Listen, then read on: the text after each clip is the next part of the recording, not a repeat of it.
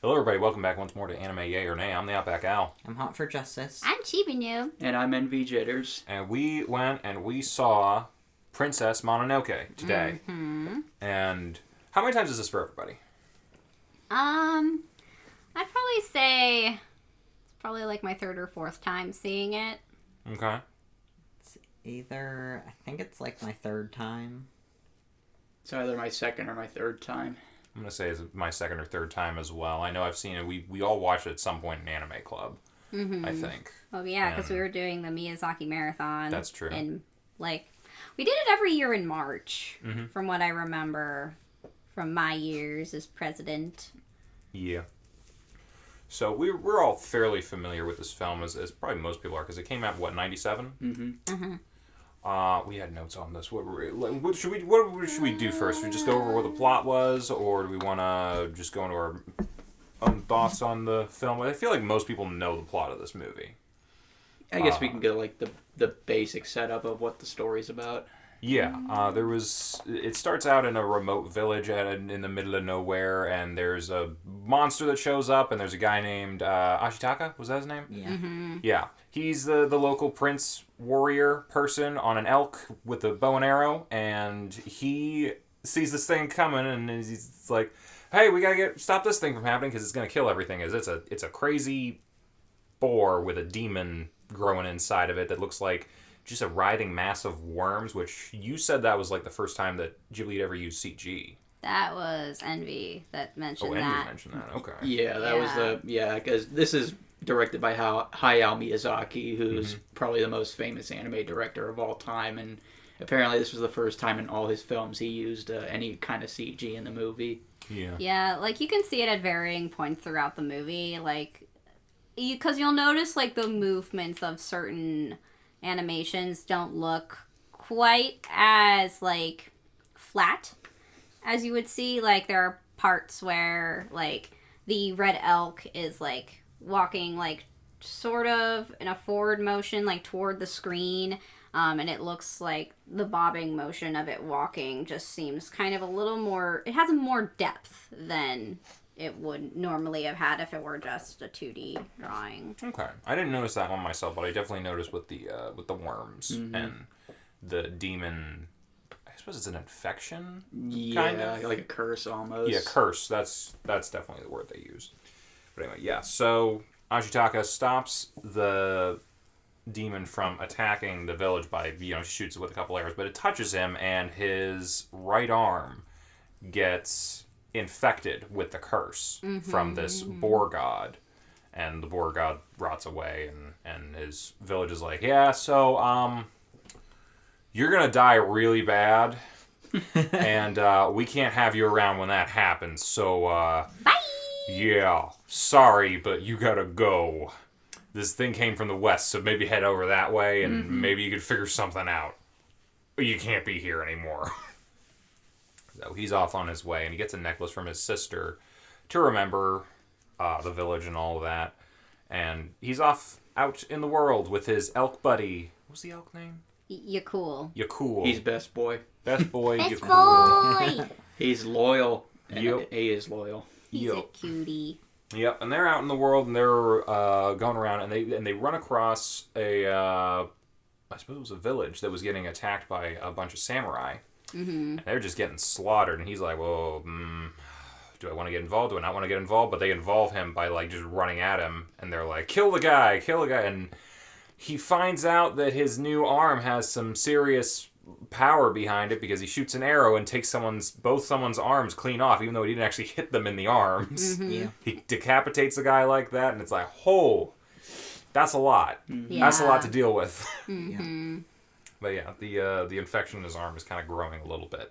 But it's still manageable, so he wants to get out to the west, see what happened. We should mention the iron ball thing. Apparently there was an iron ball inside the boar, and he's taking that with him. It came from the west, and he's like, maybe this will tell me what happened and why this is all happening. Yeah, that iron ball is a bullet. It's a musket ball. Yep. Yeah. Yeah. He meets Billy Bob Thornton along the way. And we should mention we watched the English dub of this. That was what the theater was doing on the day that we went. Uh-huh. So Billy Bob Thornton's a monk who I actually gotta say looks more like Danny DeVito or something. He does. And he's like giving him a little bit of information, a little bit of exposition on like, you know, I'm a monk, I do monk things. There's things going on out in this world, and it's like demons and gods and all sorts of And then, hootenanny. yeah, and that bullet's probably from this place called Irontown that's Yeah. out this way. You might find some answers if you head over there. Yeah, so good on him to get him kind of on his way, but you know there's something else going on with him. Mm-hmm. Yeah. And yeah, he makes his way out that in that direction, and then we cut away to a wagon train, ox train. So it's a bunch of people taking a bunch of ox and rice over a mountainside in the rain, and they get attacked by a group of wolves and a little girl riding a wolf, and they're like, and they pull out the big guns, which are like these just ancient looking musket cannon things, and they're trying to defend themselves. Yeah, they're like fireworks. Like, think of Mulan with that fireworks. Yeah, a little bit like Setting them that, off but on the with a little bit more oomph. Yeah. I actually kind of remind me, like, I don't know if you guys ever watched Deadliest Warrior.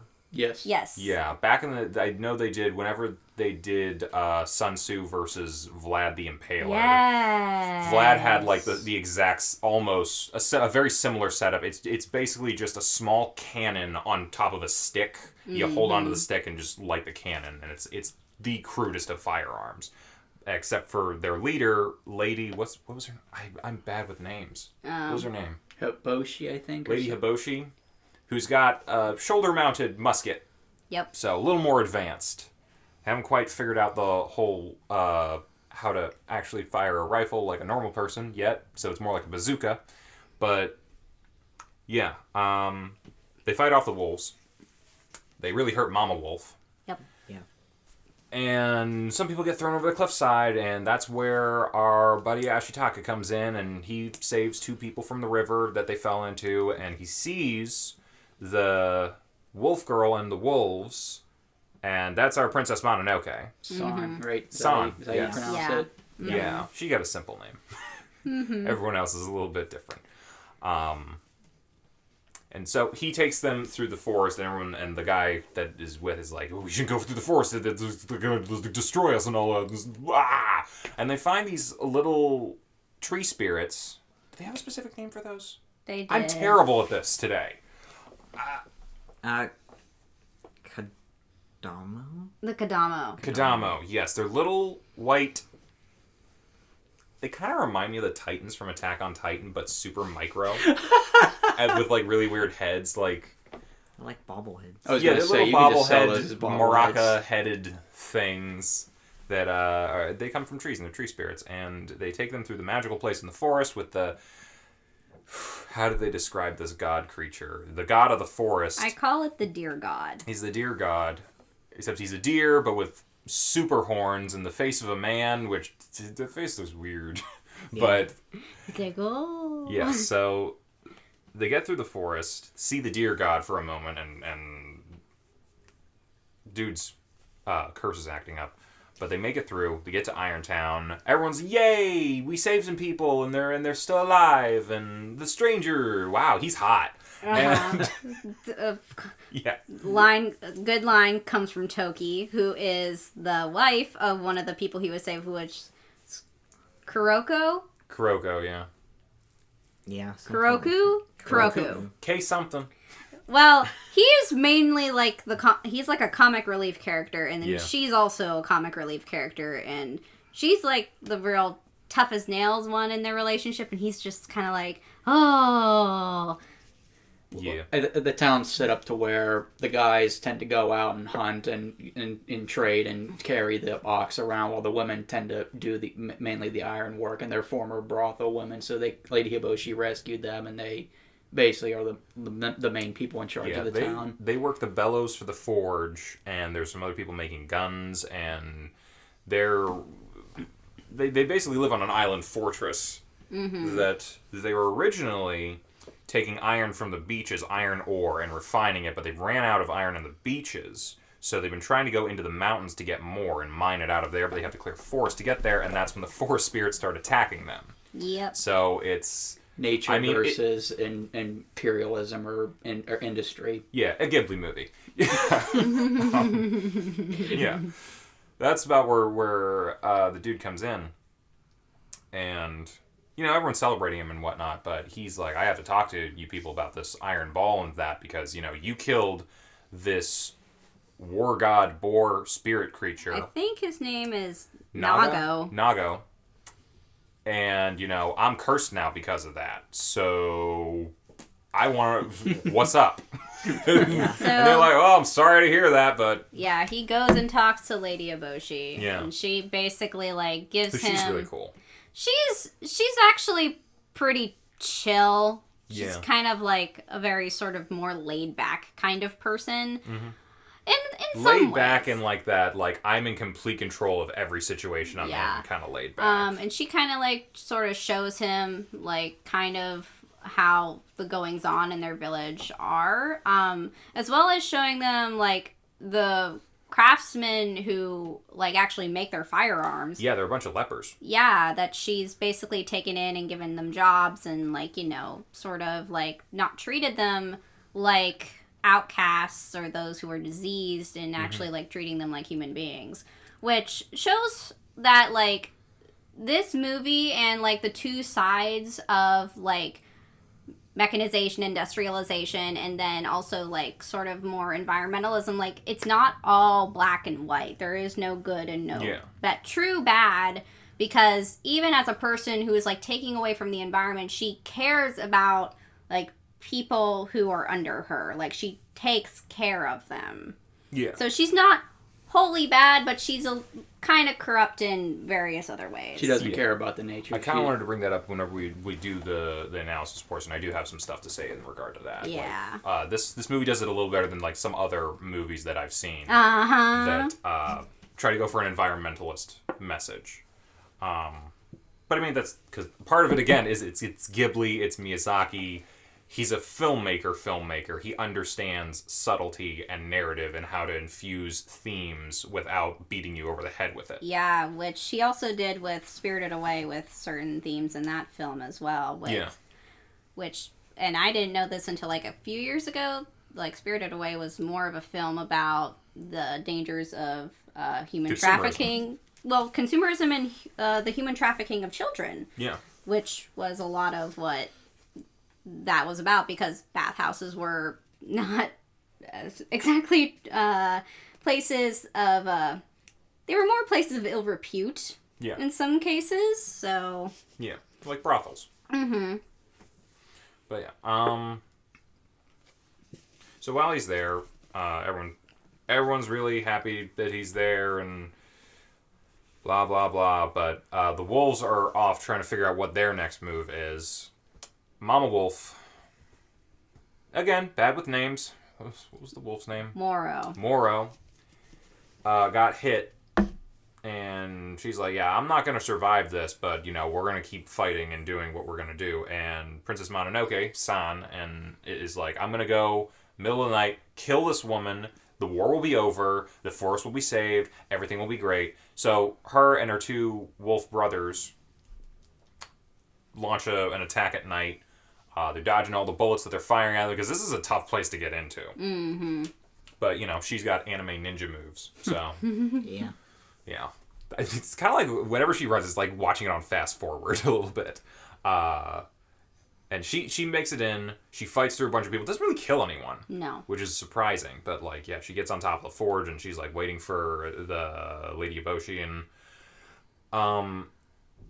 The guy, and I forgot his name. Ashitaka. I feel like I'm just gonna, at a certain point, just start pointing to you guys give me the name.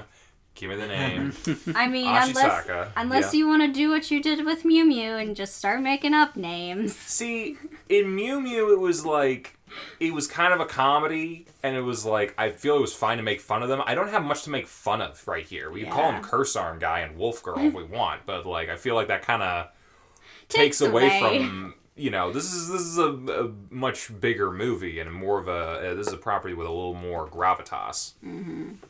But yeah, Ashitaka sees San and is like, I gotta save this person. This person might be able to take me to the forest spirit and help me with my curse and all that. And I don't want people to die in general. His whole thing has been throughout this. Yeah, he's a not a pacifist, but definitely more along the lines of like, we need balance. There's hate on both sides, and it's just fueling hate on the other side between both of you. No one. It's like everyone's kind of at fault, and no one's at fault. But it's like, what are you gonna do about it? He would prefer peaceful solutions and some level of balance between the two. Everyone else is like, nope, it's us versus them. We gotta do our thing. We gotta get it done, and so we can survive. And no one's really listening to him. But Nope. they pay attention when he has superpowers. Yeah, he beats both of them, knocks them both out, and he takes San to... Yeah, because San gets to Lady Eboshi, and they start just duking it out. Sword fight, knife fight, whatever, and then he's like, nope, I got a tentacle arm now that can bend swords and punch the shit out of people. Mm-hmm. He just starts throwing people left and right, just like... And he is just, like... He's not moving fast, he just straight nobody get in my way, slow walk. He has the strength of 10 men to lift the gate up of the main fortress, and He takes a bullet through him, through his back, and these are big musket balls. They're about 1 inch or 2 thick. And he just keeps going. Doesn't even phase him, and they're like, what is this guy? I'm like, I don't know, but he's on some good shit. Gets to the gate, which is a bunch of logs and all that. Straight up just pushes it open, and he leaves. He's bleeding out, but he leaves with Princess Mononoke.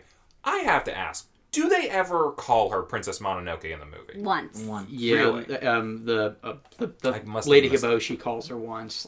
It was like a title drop, like roll credit moment. It's like, we'll stop Princess Mononoke. Because I was like, they always call her San, and I'm like, I feel like you should call her Princess Mononoke at some point. I must have missed that. Takes her out to the forest, collapses, as you do, and one of the wolves tries to bite his head off. Mm-hmm. But she's like, no, he saved me, and all that, and they kind of get into a little bit, again, an argument about, like, oh, it's us versus them, and we gotta stop them from destroying the forest, and it's like, who cares about their lives, and they don't care about our lives, and blah, blah, blah, blah, back and forth, and I'm dumbing that down a lot. Yeah. Because there's a lot of good commentary in there between the two. But they decide to take him to the forest god because, see if he'll heal the curse, see if he'll heal the giant gaping wound in his chest. Mm-hmm. They take him on in there. The elk is very helpful. Mm-hmm. And to get to the forest god's place, they lie him near a magic island of rebirth or something. It's old world gods, so everything is a little on the vague side and very conceptual. So it's not like a lot is going to be explained to you exactly what the significance of. It's like you don't know what the significance of a lot of these things are. You just know it's significant. Is the best way I can describe this. It's like old world magic kind of thing. Mm-hmm. So the god shows up. It's in the middle of the night, so he's currently in his Nightwalker thing, which is a giant ethereal gelatinous. If you saw Haruhi Suzumiya, the thought giant creatures is essentially what this is. Or, you know what, better yet, and I guarantee you this creature was probably the inspiration for it. The water spirit thing at the end of season 1 of Avatar. That's what this giant creature is, except it's a deer instead of a koi fish. But then it turns back into a deer. And kisses his wound underwater and he gets healed. Except not the curse. And then it just walks off. And they describe it as a nature spirit, as like it's a god of life and death. And I like that every time it takes a step on the ground, plants grow and then wilt away. And it's like that's like a good representation. 2, very cool animation. And 3, really drives home the concept of, like, circle of life and death, birth, life, death, rebirth, all that kind of. It's all very well encapsulated. I'm gonna say this. His face looks really goofy though. It does. And like every time they just like cut to it, I just wanted to like. We were in a packed theater, so I didn't want to say anything, but I kind of just wanted to, like, every time he shows up, he's like, "Hey, girl." Because it just, like, looks like one of those faces where you could just be like, Yeah, a little. I actually almost did that. Me and Yin went to, I think it was over at Halloween one year. There was a local theater doing a silent horror film marathon. And it was like the Cabinet of Dr. Caligari and Nosferatu, Vampire, Faust, I think was also there. And during Nosferatu, by the end, had we not, again, been in a packed theater, every time they cut to Nosferatu and he's given like this like, stare, I just wanted to like keep going like, "Hey girl, oh, climb up the stairs." Because it's just music and there's no like voices or anything because it's from like the 1920s. And I'm getting off topic though. It's just I riff a lot of things even when they're good. But yeah, so they get to they gets healed. He wakes up. Oh, does the dog went back in? That dog went back in. That dog don't know what he wants. No. Which he wants. So yeah. He gets healed, but he's like, damn, my curse is still here. And that's when the boars show up. Uh-huh. Because they're kind of pissed that their buddy got murked. Yep. Yeah, and the leader of the boars, Keith David, they wanna What a voice. Yeah, they want revenge and they want to kill all the humans before they destroy even more of the forest and the forest spirit and obviously the main character, what's his name again? Ashitaka. It's not just me. I know. Ashitaka, he wants to, bring peace, and so he tries to talk to them, but both Keith David and the Wolf God, it's like, yeah, I'm just helping you out because you saved Son. It's like, next time I see you, I'm going to kill you. Mm-hmm. Yeah. But then... The boars are very well aware they're not going to win the fight. Oh, no. But they're like, we're going to take out everyone that we can along the way. Oh, yeah. The notable thing about their leader, I want to say it's Lord It's a lot. It's a lot of names. Agato? Or For which one? the boars? Lord Keith David. I don't remember. He's the name. Goliath. Anyway, so the thing about him is that he's blind. Yes. Yeah. He's blind. But he can smell the truth. Old. Yeah. Yes, he can. Because a lot of the boars want to kill the wolves and Ashitaka because they're like, oh, you're on the side of the humans now. For some reason, they think that. And he's like, no, you're... I want to say they were brothers. Was he brothers with the demon boar? I don't think they ever really explained it. I think it was just like... In any case, there's some level of a clan. He was a member of their tribe. Yes. And he's like, hey, he turned into a demon. He attacked my people. I killed him. And now I'm cursed by him. And Blind Boar comes up, sniffs him. He's like, yep, he's telling the truth. Sorry about that. But, is what it is right now. Can't really help you out. He's like, well, that sucks. Yep. This is like... I feel like the part of a lot of this guy's story is like, I'm going to go to these people. Maybe they can help me. We can't help you. Well, that sucks. I'm going to go to these other people. We can't help you. Oh, that sucks. And just rinse and repeat for a while until he can figure something else out. Yeah. But yeah, he's in pretty bad shape. Mm-hmm. His curse just keeps getting bigger and bigger. Oh, yeah. It's spreading all the way up his arm by now. And... Yeah. It's like spread to his hand. Eventually it goes to like his torso. Mm-hmm. Yep. And, well, the boars don't kill him because, one, the leader's like, yeah, don't kill him. Don't worry about it. He's fine. He's fine. And the wolves are like, we're going to take him back with us. And, he has his moments with Mononoke, and they're hanging out and, air quotes, falling in love. It's a very Disney romance, if we're going to call it that. Yeah. It's I suddenly love you. I I think it was just more of the mother thinking that they fall in love. They never really act like they fall in love. I mean, the guy says you're beautiful, but that's probably like the. I mean, the thing. He's a teenager. Yeah. The thing is, Yeah. is like how what I describe as a Disney romance is a little more over the top than what we see in this. Like, they fall for each other, like, yes, like, definitely right away, but it's more like, it's not overstated.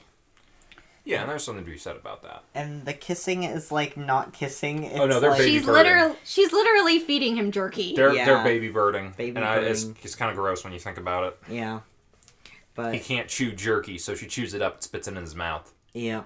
Sorry, did that ruin the romance of the moment? Because, I mean, yeah, it's gross. the thing is like, I don't really see, like, this movie, like, as romance at all. It's really not. Like, I don't really even, like, think too much about, like, their relationship when I'm watching it. I just know, like, these are our two main characters. I know they end up together, but that is kind of like an afterthought in my head. Yeah. Yeah, it's true. Yeah, so he wakes up and he's kind of like looking out over the forest. It's beautiful and all that, and he's like, a mama wolf is like, hey, you should probably jump because, dick human. And he's like, why is everyone fighting? He's like, hey, they started it, man, but we'll finish it, or they'll finish it, or something's gonna happen. He's like, why does everyone just want to die? Can't we all just get along, kind of thing? And still no one wants to listen to him, but, mama wolf is like, yeah, you can stay here for the night. Morning, you're gone. You come back, I'm eating your head. Mm-hmm. So he has to get out of there.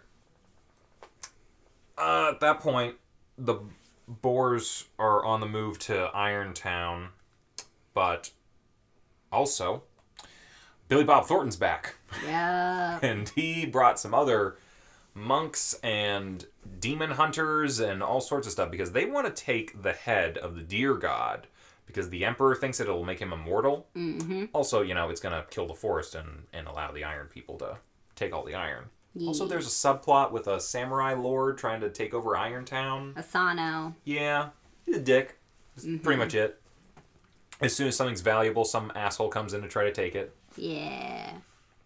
But yeah, so that's all going on, and they're setting up a trap for the boars and the wolves and anyone really willing to attack them. And real dicks. I looked at it, was like, yeah, that's a pretty defensible position. You got a good chance of winning this fight, but the way they do it is just awful because Landmines and grenades. landmines, grenades, and they use a lot of the ironwork people as bait. Yep. And killed a lot of them along with the beasts. Mm-hmm. So, and Keith David gets hurt pretty bad, and he's like trying to get to the forest spirit now because he's like, I need this guy to heal me and help me take out the humans. And he's bleeding, trying to walk uphill, and Mononoke's trying to help him out. Meanwhile, Ashitaka's over at Irontown, and it's under attack, and they're like, hey, you need to get the lady back here because we're kind of stuck here, and it sucks. And everyone's running around trying to figure out what to do. Eventually, some of Billy Bob Thornton's monks start skinning the boars and using their hides to hide their scent. Yep. So Keith David thinks all of his buddies are back from the dead. And we're all going to run and go to the forest spirit, and it's going to help us all. And really, Keith David is just leading them to the god. But at they the wanna kill. time, like, he's also being possessed. Yeah, he's succumbing to hate and anger. Very Sith Lord. Yeah, and he gets the worms from his buddy earlier, and he's basically he's. I think these are his worms. Oh yeah, no, Yeah. It's his hatred that's manifesting. Yeah. Into the worms. And basically, he lost his. I don't want to say humanity, but his conscience. He lost his spirit. He's just because they made some distinctions of like beasts and gods and spirits and all that sort of stuff. Like gods are those that have like intelligent thought. Mm-hmm. Beasts are those that are typical animals, and then demons are those that they're creatures that like they were gods, but they're not beasts, and they're letting their anger and hatred like be the thing that is controlling them. Yeah, but it basically turns them into beasts.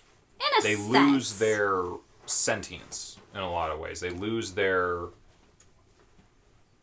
I don't want to say it's self-realization or like something like that. It's like it is they do lose their self-realization, but they're not like true beasts. They're not true animals. No, they're far more powerful. Oh yes. But part of the reason that they want to get rid of the gods is like hopefully once they get rid of the humans want to get rid of the gods because then everyone will just be beasts there and they'll be easier to kill and remove.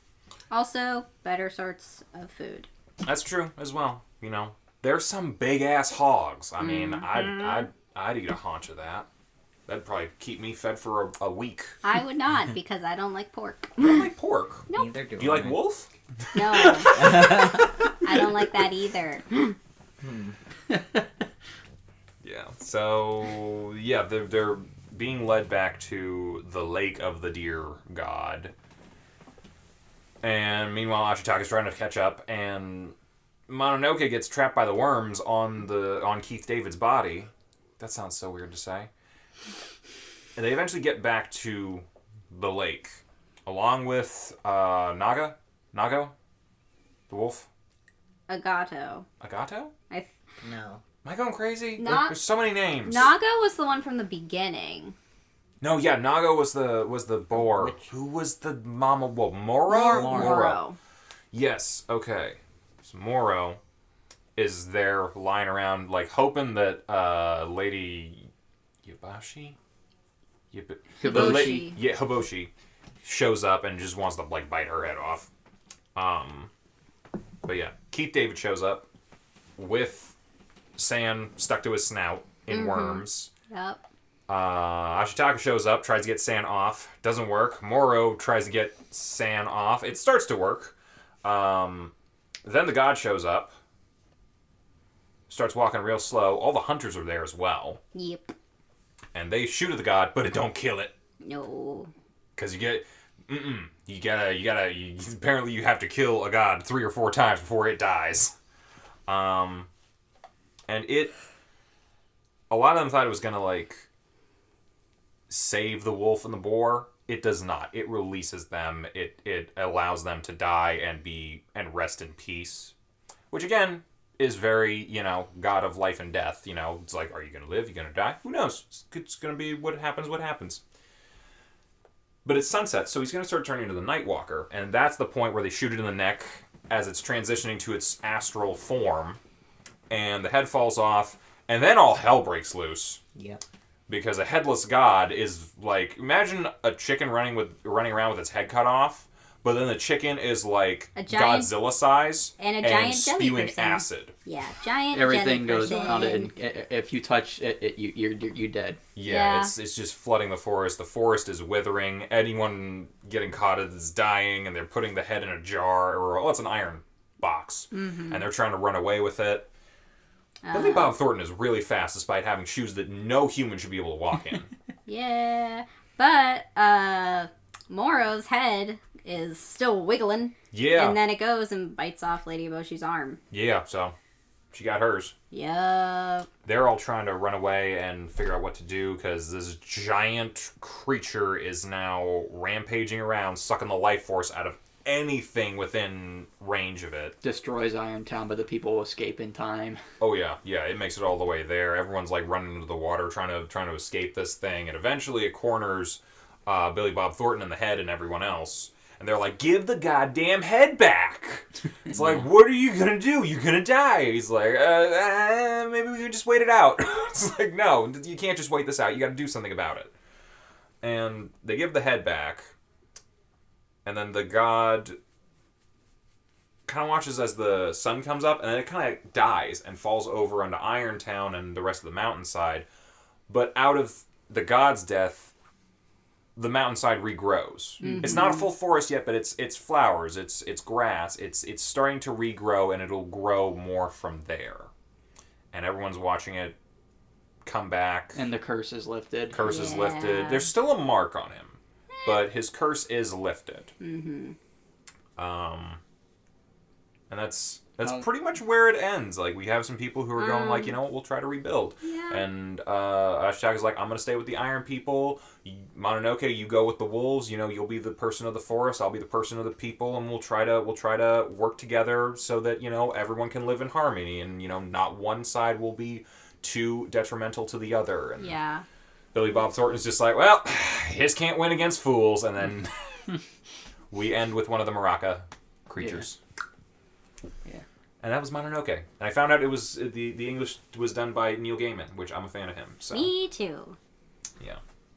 Did I miss anything? I Uh, feel like I might have missed something. I but mean, I'm as not far as sure. the plot is concerned, that was pretty much it. Other than the creepy apes throughout the movie. Oh, Oh yeah, yeah. there were apes throughout the movie who were kind of like they're trying to regrow the forest. They're trying to plant Yeah. trees. yeah, and mostly silently judging people. Well, not so silently judging people, just kind of like, you guys are fucking up. Screw you. I want to eat the human. Yeah, let's eat the Eat human. humans. All right. They were not helpful No. at all. Not really.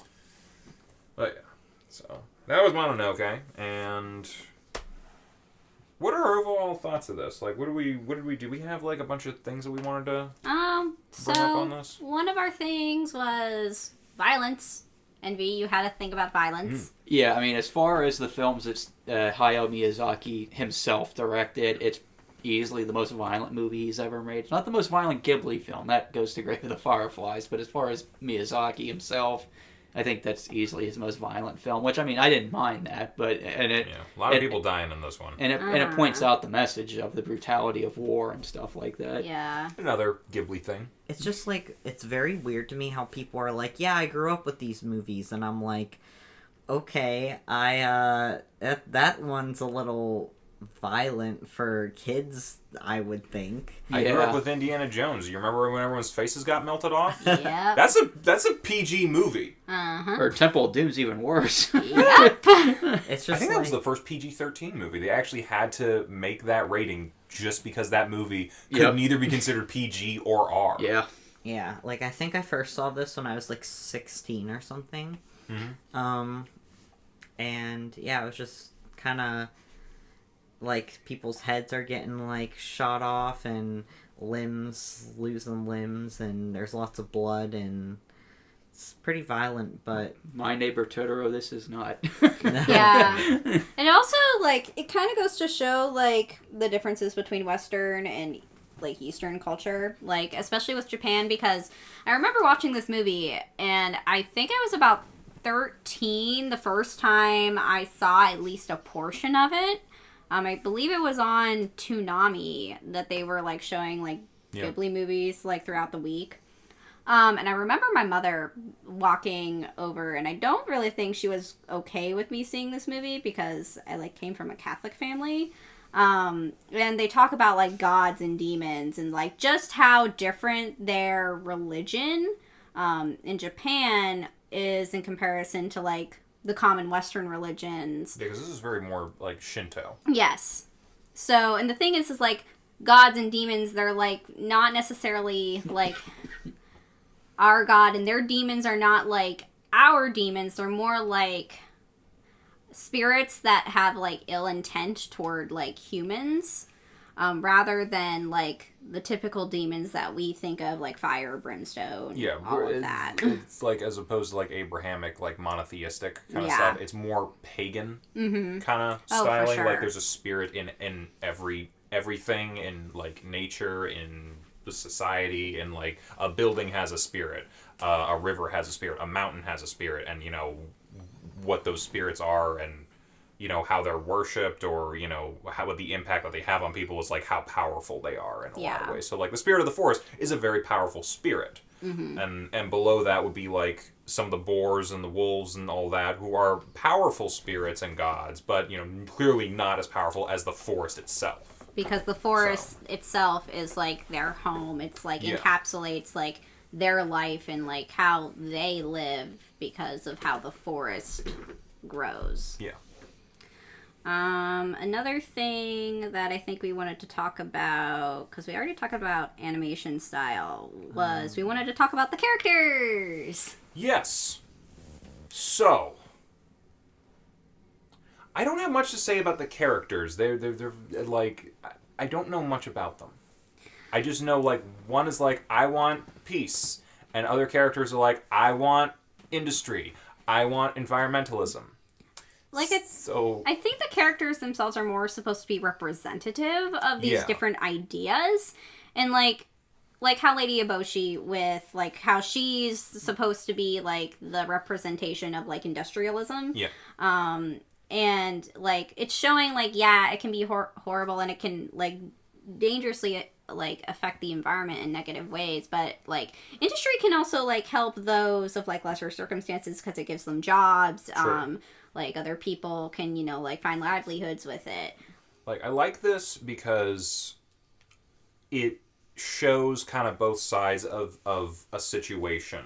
It's not a great situation to be in, but there are multiple sides to an argument, and I think the best thing that I've seen of this, and one of the worst things I've seen of it in Western civilization, is both the versions of the Lorax. Ooh, yeah. Like, the original animation, the short film Lorax, the cartoon one that everyone saw back in the day, follows the book very well, and it kind of shows, like, there are two sides of the coin. We all know, like, the Lorax is like, oh, they cut down all the trees, and they polluted the environment, and they did this, and all the animals went away. Everything went away, and everything was rotted into a wasteland. And then they just moved on.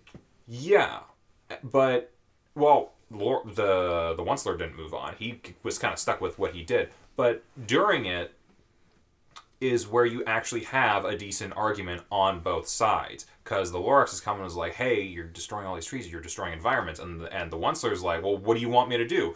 Fire everyone? Stop making things? I'm providing jobs. I'm providing livelihood. I'm providing all these things. And the Lorax is like, hey, I get it. You have things on your side as well, but that doesn't discount the things that are on my side. We can come to some sort of agreement or some sort of compromise between the two where maybe, you know, we're both not getting everything that we want, but we can at least both survive, because ultimately the Onceler also destroyed himself because he ran out of any resource to actually work with. Yep, and the Lorax went... Yeah, and he went away too. So everyone lost because one side wanted everything. Mm-hmm. And you kind of see this here as well, and because, like, the creatures of the forest, they want the humans completely eradicated. They don't want them anywhere around there. Nope. And the people want the creatures of the forest completely eradicated. Neither side is going to win because they want everything. And it's kind of exemplified in Billy Bob Thornton's character, the monk, because he's like, you know, some people, everyone wants everything. I might actually be able to get it. And he's willing to kill everyone to do it. Yep. But then, like, they do reach the compromise with, and it's in the representation of San and Prince Ashitaka, as in, he's the one who's going to be representative of the people. She's more representative of the forest and the creatures that are within it. And, like, the fact that those two are, like, they have a relationship. It's a subtle one, but it shows that, like... They at least respect each other enough to talk and to have a conversation about the situation that they're in. They can both come up, bring up the issues of, like, here's what my people need, here's what your people are doing, and on both sides, neither one is completely blameless or completely at fault. So it's about balance and figuring out, you know, what can be taken, what can be given on both sides. And it's like something the CGI Lorax did not do at all. It was just like, hey, trees are cool, so let's do that. And here's the bad guy, because we can just personify it. Because, like, I liked it in the original Lorax. There's no real bad guy. And in this movie, there's no bad guy. Billy Bob Thornton, maybe. But I also there's think, some bad personally, people, to me, but... I think, again, I'm probably going to be in the minority of this, but I also I think Lady Hiboshi was a little over the top with her. I thought she was more of a villain than anything else in the movie. She's considered the main antagonist. Because, like, she doesn't care. I understand, you know, you want to provide livelihood, but, like, most of her dialogue, when she's not talking about, like, her town, is more of, like, I don't care about the animals, I want to kill them all. It's like, I want to destroy the forest. And it's like, and I think the movie makes you go out of your way to root for the nature. And I think that's mainly Miyazaki's message, to respect nature. But I think they don't do it as much of a balancing act as maybe something like Nausicaa and the Valley of the Wind, like his first ever film. I think that message was more subtle personally to me. I could be wrong, but I agree with what you're saying, but on the same side, the nature is also very much like, let's remove these other people completely so we can have complete control of it in yeah. most of what the boars do. Like, I'm not going to say, like, again, don't know his name, Keith David's boar and Nago were wronged. But at the same time, that doesn't give them complete right to outright destroy everybody else. Yeah. Because they were wronged. I just thought most of the dialogue for Lady Eboshi and Billy Bob Thornton, they were just more like... Billy Bob Thornton was definitely very just they were all my for thing. themselves. They were Yeah. greedy, and they... Oh yeah, no, they're. Well, at the very least, Billy Bob Thornton, definitely greedy. Lady Eboshi was doing it for other people. So, like, at the very least, I can see why she was doing what she was doing. Yeah. So, I mean, for that.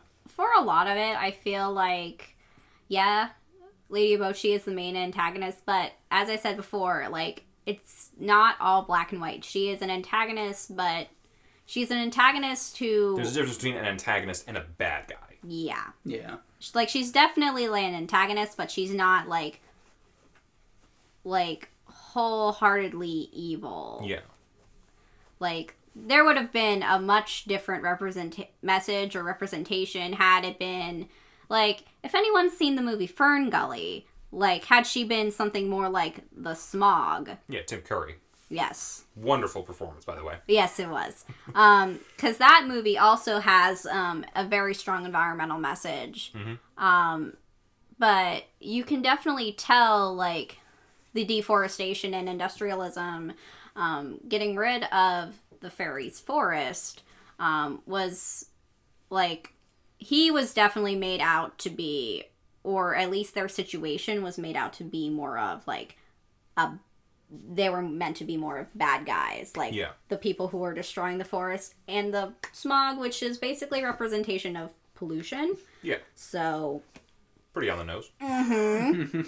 For all intents and purposes. Yeah, that's part of the problem that I have with, again, CGI Lorax is, like, you know, you're not really having this argument of, like, it's just like everything that was done was either bad or, like, someone else's fault. It's like, it's the CGI Lorax, like, puts the blame on a singular person, or is like is very push the blame on someone for the environmental problems, versus the original one was like, you know, this is kind of everyone's fault to some degree. Oh yeah. Well, and that's even just no one's blameless in anything. That's even just representation of, like, industrialization in general, because there is no one corporation that is solely to blame for the state of, like, how the environment is right now. Right. Because it's just been a very gradual thing that's happening over time, and there are a lot of different, like, entities and, like, working bodies that are contributing to it. Yeah. Yeah.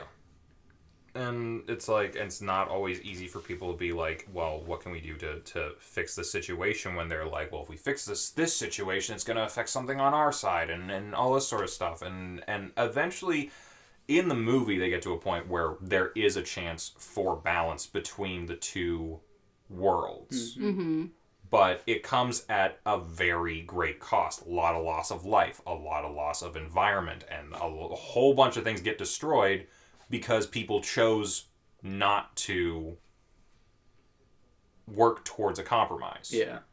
And I think that's part of, like, even though he's healed at the end, I think that's like why he still had a scar on his hand. Yeah. At the end. Like, no matter what, yes, the situation was healed, but there's always going to be a mark to remember that. Yeah. Like, no matter what, even if you're in a situation that gets better, depending on how bad it was, there's always going to be a lasting mark. And that's the fault of people who aren't willing to come together to figure out a better solution. Yeah.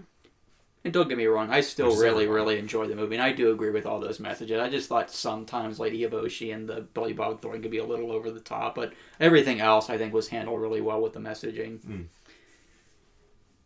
There were other things we wanted to talk about on this? I know we had, like, a list of, like... We did. Things. Do you not have it? I don't have my phone with me right now. We already talked about the violence thing. Thematics, animation, characters. Oh, how went the extensively lasting legacy longer. of the film. Yeah, the impact. Of I mean, the film. it's Ghibli. Every one of those films has a lasting legacy. I mean, it's like, Unless you're Tale of Earthsea, in which case said legacy might not be that it's great. only like 3 years old. Tales of Earthsea? When did it come out? 2013, I think. Oh, a little older than that. I thought Yeah, it was what made by- 2016. They had a movie in 2016, right? No. I think it was when Marnie was there. It was like their last film before. It's kind of weird, but yeah, I think Tales of Earthsea was 2013. It was at least before we got into college. And the thing with Tales from Earthsea was that it's based off of a book series, and I guess it was very terribly done. Hayao Miyazaki walked out of his own son's movie because he hated it so much. I didn't know any of that. I have not seen it. Haven't even heard of it, so... I watched it freshman year of college because it was another Ghibli film that was in the library, and I didn't think it was horrible, but it definitely felt off as a Ghibli film. There was a lot of pressure on the director Goro Miyazaki because his dad is the most famous director of anime movies of all time, and it's like, oh, your film's not a masterpiece, get out. Yeah. I don't know. Maybe we'll have to watch it someday. I don't know. But yeah, this thing definitely has a legacy, and it's over 20 years old 97. now, so it's 22. But it can drink. This movie can drink if it wants. Think about that. And I think in terms of like Miyazaki movies in general, I think it's like the second most popular Ghibli movie behind Spirited Away. Yeah. Oh yeah, Not for much sure. beats Spirited Away. That No. thing really holds up well. It's the only anime film to ever win the Academy Award for Best Animated Feature. Yeah. No one else ever really gets nominated. But I think that's more Disney's doing than anything else. Yeah, because let's face facts here. Disney dominates that market. Well, how's Well, no, I meant because they dub all their movies. Oh, yeah, they do, They got a too. deal with Ghibli, and that's the reason, like, Your Name or something else is never going to get nominated for anything because Disney keeps everyone else, all the other anime movies. Well, Howl's Yeah. Moving Castle was nominated, but it lost to Happy Feet, which I was... How does that work? I don't know. I think Happy Feet's overrated, but that's a topic for another day. I don't know, when else are we going to talk about Happy Feet? Let's go for it. Well, like, I just, like, back in the day when it came out, everyone was, like, gushing. It's like, this movie's amazing. And it's like, okay, fine, I'll watch the damn thing. And I put it on. It's like, okay, it's all right. The animation's good, but I don't think That it's... might be a result simply of overhype. I mean, I've had plenty of times where people were like, this is the best movie ever, and then I finally watch it, I'm like, you hyped it too much for me. Yeah, like I've had the same thing with like television series where like people hype it and then I go and I watch it and I'm just Yeah. like, That's why I try not to, like, overhype anything. Like, people are like, as I've tried to turn people onto certain TV shows, like Breaking Bad or Game of Thrones, and I'm like, oh, this is really good, you'll like it. Or, it's very interesting, or I like the characters, or whatever. I'm not trying to be like, this is the end-all, be-all of whatever, because that's going to turn people off whenever they actually watch it, and it's not everything that you hyperbold. Yeah. um, The only time I've ever seen a movie that was hyped up to beyond belief and it actually lived up and surpassed it, to me, was Terminator 2. Like, I saw it for the first time a couple years ago, and, you know, the legacy of the film. And it's like, oh, no, I hope it's not one of those films. Yeah, it's one of the ones where it's like, it's actually better, it's an action movie that's actually better than the original. Yeah. Agreed. but I think like I actually haven't seen Happy Feet, so I feel like a lot of our conversations just end with, like, me bringing up a movie, everyone in the room being like, we've never seen that. And I'm like, God damn it, you guys need to see that. Because we were just talking about Galaxy Quest and how many other things. Because we should mention there was, like, some trailers before this one. Yes. One was for, if you guys know Screen Junkies on YouTube, they have a documentary coming out on the 26th in select theaters. I want to go see. It's called Never Give Up. It's just called Never Surrender. It's from the catchphrase Never Give Up, Never Surrender from Galaxy Quest. Love that movie. I've never met anyone who's actually seen the movie who hates the movie. That's all I'm going to say about it. I'm trying not to hype it because you guys should watch it. Mm-hmm. But, Okay. yeah. And there was, you want to talk about hype, there was a trailer for Weathering With You, which is Makoto Shinkai's next movie, the guy who made Your Name. And God damn it, I loved Your Name. And it looks gorgeous. Like the animation is like top tier. I was fortunate enough to see Your Name in theaters the first time. Oh my god, what a roller coaster! And I'm like, oh god, he's like, I don't know. Me and Yin talk about stuff like this occasionally, and I think he's probably up there as one of our favorite anime directors, along with Miyazaki and Satoshi Kon. Like, Miyazaki does wonder very well. Like, fantasy and magic and, like, just, like, childhood wonder. He's basically the Japanese all Disney in a way. Yeah. Satoshi Kon, whenever he was alive, was able to capture, like, just the most thought-provoking, like, psychological elements in his movies. He did Perfect Blue, was that it? Yes. Okay. In Perfect Blue, Paprika, Millennium Actress. Okay. Like, he was very, like, it's like, and Makoto Shinkai just knows how to hit you in your emotions. So, like, Makoto Shinkai is an anime director who hits you in the heart. Satoshi Kon hits you in the head, and Miyazaki hits you in the soul. So it's like those three. I'm like, those are top tier. Those are the top tier directors for me. Do we have any other thoughts on this? I'm like trying to think of what we haven't covered here.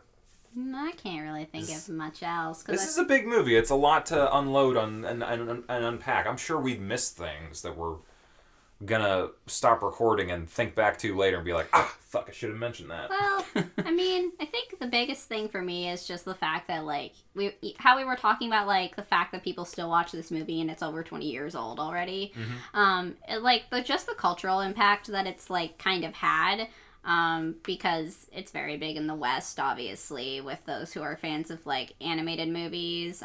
Because even people who aren't really, like, into anime have seen this movie. Yeah. Because, and granted, it is, like, an anime movie, but it's... I really think it looked more Western style, almost. Like, a lot of his movies, like, don't necessarily have... like that anime feel. Like the over stylized elements of it. Yeah, he's got very much more of like a naturalistic kind of like... Mm-hmm. Except when he's going like crazy fantasy. And unless the characters are crying, in which case their tears just... giant glob tears. Yeah. I don't know. That's the one thing that always got me was like the tears. Yeah. I mean, the animation still holds up to this day really well. Sure. You know the only thing missing in this that was like in every other Ghibli film and a lot of other anime? We didn't get any food porn. Yeah, it was just rice. It's like any other Ghibli movie, you always see their breakfast, lunch, dinner, whatever it is, and it's gorgeous. We didn't get any of that this time around. No. But like... as I was saying, it's, like, real popular in the West. Like, there's merch of it. Yeah. Everywhere. And I think since this was a special screening, there was actually, like, an intro for it in the theater. By the... I forget her name, but she the created person who the made new... She-Ra on new Netflix. It was an inspiration to her during college and that, and she did a whole intro to it, which I kind of like for some movies like this, where you get to, like, know a little bit more about the film before you see it. Mm-hmm. But, again... I went to school for movies, so I always love hearing more and more about like background, behind the scenes, and all that or sort of stuff. Yeah. So. But I can't think of anything else to say right I'm now. out too. Anyone else? I remember this was funny, but I remember years ago when we watched this in our anime club, we watched it in a Miyazaki movie marathon, and we had the DVD, and I won that in a prize drawing, and I'll never forget this. There was a critic quote at the bottom of the screen, and it made absolutely no sense at all. It said, "This is the Star Wars of anime." It's like, how is this Star Wars? Like, because it changed the game. Well, I guess, but I'll talk to you about this because I had a professor in one of my film classes who there are big game-changing moments in film. First off, creation of film. Big game-changing moment for media in general. Yeah. The second big moment was when they invented sound. Yeah. That was even bigger than color. That was one of the biggest things of all time. And after that, the last like big moment was Star Wars, because it changed how films were made, marketed, and everything. There's pre-Star Wars and post-Star Wars. Yeah. Because Star Wars blew up all preconceived notions of how films should be Yeah.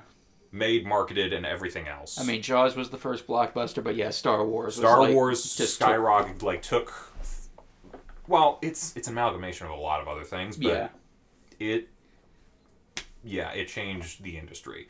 And in a lot of ways, you could probably, like, I'm sure if we did a little bit more research, we could probably see Princess Mononoke probably change the anime industry in a lot of similar ways. I mean, it came out around the same time as like stuff. I mean, I think like around that same time, like Akira and Ghost in the Shell was coming to the West. Shell, Cowboy Bebop was a year later. There's a lot of the 90s was a big moment for, I mean, the 80s and 90s, because 80s brought us Gundam. Yeah, Gundam, and there were a lot of big Dragon Ball leaps. and Sailor Moon came to the West, and those were big. And I mean, yeah, as far as like a marketing thing, the 90s were like a giant explosion of anime.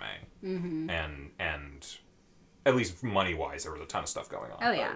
For sure. Yeah, I could see this definitely being considered like a Star Wars of anime. Like, I feel like as far as, like, being, like, a Star Wars of anime, it's just... I would agree with it. It's kind of like how people considered, and this is literally something I'm quoting from, like, the back of a manga, was how, like, it's basically, like, Attack on Titan was The Walking Dead. It was like the next Walking Dead. Hyped, everyone and their mother was going crazy about it, and then suddenly no one cared anymore. Pretty much! Wow. Yeah, they lost me after season 3. I was just kind of like, eh. They lost me, like, once we got to... God, what was the capital city? Oh, I was talking about Walking Dead, but yeah. I mean, I watched, like, maybe the first... First season of Walking Dead was great. Like 6 episodes, nice tight story, and Yeah. then season 2, what are we doing on this farm for all this time, and why do I hate Andrea so much, and why is anyone doing this? And then season 3 is just like, okay, this is just fucking slow. yeah, the new showrunner has definitely made the show a lot better, though. I will say that, because Maybe I'm out. I'm just done. oh yeah, I know, but I mean, the only reason I watched all of season 2 is because my roommate at the time was sick, and I didn't have anything to do that day, and he's like, I'm just going to binge watch this Walking Dead. You want to hang out and just drink and do that? So we, like, polished off a bottle of Jack Daniels and just watched them fuck around on a farm for a while, and we were just, like, joking about that's it. the whole way. time, so. The sad thing is, though, is that the actual story in the comics, it only lasts 6 issues, and they stretched that over to a 13-episode season. Maybe they should have just done a 6-episode thing like the first season. Probably would have done a lot better. But you know what? That's a whole other thing. We could go into stuff about The Walking Dead if we want later. I don't know. Not much to do with Mononoke. No. What were you comparing? You were comparing it to Attack on Titan. Well, yeah, because, like, a lot of people compared, like, the sense of fear, the grotesqueness, like, of The Walking Dead to Attack on Titan, because it, like, had a lot of hype with it, and it was just, like... And it crossed over to where, like, even non-anime fans were, like... watching it. You see this anime where the Titans eat people? I actually got my parents to watch that because I was, like, watching it on Adult Swim. They're like, wow, that's gross. Yeah. I'm like, And was it interesting? He's like, yeah, kind of. They didn't watch anything after that, but... Yeah, and then it was just kind of like...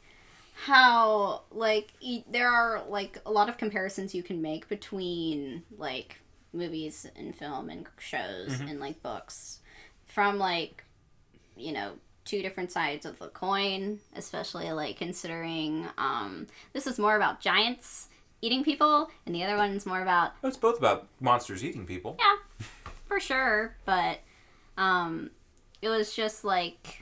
kind of how comparisons between different things, like, I guess was kind of what I was getting at. Yeah. All right, well, I guess the only final question is, like, is this a yay or a nay? Oh, This is a definitely, yay. yeah. Is it a yay? Yeah. You know? I don't know anyone who would say this is a nay. All right, well, we'll let everybody know whenever the next video update comes out what movie we'll be doing for December. Make sure to keep watching Anime Yay or Nay and all of our other stuff, and we'll see you guys around next time. Bye-bye. Bye. Bye. Hey, thanks for watching, and if you haven't already, be sure to subscribe and ring the bell icon for notifications. If you enjoyed this video, give us a like, and if you haven't already, check out some of our previous episodes, our daily gaming videos, or our parody series Madoka Magically Abridged. See you next time!